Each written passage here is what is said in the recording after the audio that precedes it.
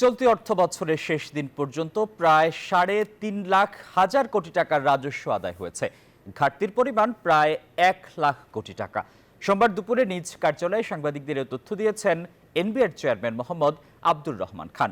সংকোচনমূলক মুদ্রানীতির কারণে অসুবিধাজনক বাণিজ্য পরিস্থিতিতে রাজস্ব আহরণ বাড়ানো সম্ভব নয় বলে মনে করেন অর্থনীতি বিশ্লেষকরা। ২ দিনের অচল অবস্থা শেষে সোমবার সকাল থেকে স্বাভাবিক অবস্থায় ফিরেছে জাতীয় রাজস্ব ভবন।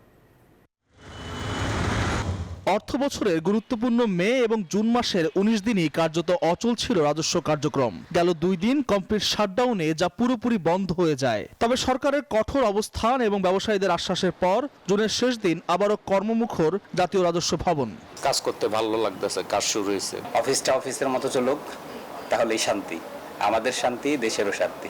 এখন আমরা স্বাভাবিকভাবে কার্যক্রম চালিয়ে যাচ্ছি। আমাদের যে অর্পিত দায়িত্ব সেটা তো আমরা পালন করতেই চাই এবং আমরা আমাদের সে অর্পিত দায়িত্ব পালন করছি। এদিকে এবারও রাজস্ব আহরণ লক্ষ্যমাত্রা অর্জিত হয়নি। অর্থ বছরের শেষ দিন পর্যন্ত যে রাজস্ব আদায় হয়েছে সেখানে ঘাটতি প্রায় ১ লাখ কোটি টাকা। বান্ডেল থাকলে প্রতি সেনমানিতে টাকা বাঁচবে। বিকাশ সেনমানি বান্ডেল কিনে জিতুন প্রতি লেনদেনে।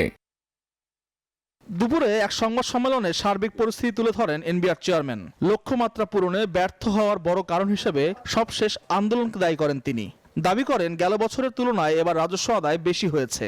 আজকে সকাল 10টা পর্যন্ত আমাদের রেভিনিউ আদায় হয়েছে ৩,৬০,৯২২ কোটি টাকা। গতবারের চেয়ে বেশি হবে এটা নিশ্চিত, কিন্তু আমরা যেরকম আশা করেছিলাম হয়তো একটু তো হোঁচট খেয়েছে এই কয়দিনের কাজকর্মে। আমরা আশা করি যে আমাদের আর এ ধরনের বড় কোনো হয়তো ইয়ের মধ্যে আমাদের যেতে হবে না, সমস্যার মধ্যে দিয়ে যেতে হবে না। অর্থনীতিবিদরা বলছেন আয়ের পরিধি বৃদ্ধি না করলে রাজস্ব আদায় বাড়ানো সম্ভব নয়। ব্যবসা বাণিজ্যের যে অবস্থা বর্তমানে রয়েছে, যেখানে একটা কঠোর সংকোচনমূলক মুদ্রানীতি প্রয়োগ করা হয়েছে, যেখানে ব্যবসা বাণিজ্য আসলে সত্যিকার অর্থে কিন্তু ক্ষতিগ্রস্ত হচ্ছে। এখন আপনি যদি আয়ের পরিধি বৃদ্ধি না করতে পারেন তাহলে কিন্তু আপনার রাজস্বের কিন্তু বৃদ্ধি হওয়ার কিন্তু কোনো সম্ভাবনা কিন্তু, এবং লক্ষ্যমাত্রা তো দূরের কথা, আপনার রাজস্ব বৃদ্ধি হওয়ারও কিন্তু কোনো সম্ভাবনা নেই। রাজস্ব আদায়ে গতি ফেরাতে অতীত ভুলে এনবিআর কর্মকর্তা কর্মচারীরা একযোগে কাজ করবেন বলে প্রত্যাশা খাত সংশ্লিষ্টদের। আল মোহাম্মেদুল খান, নিউজ 24, ঢাকা।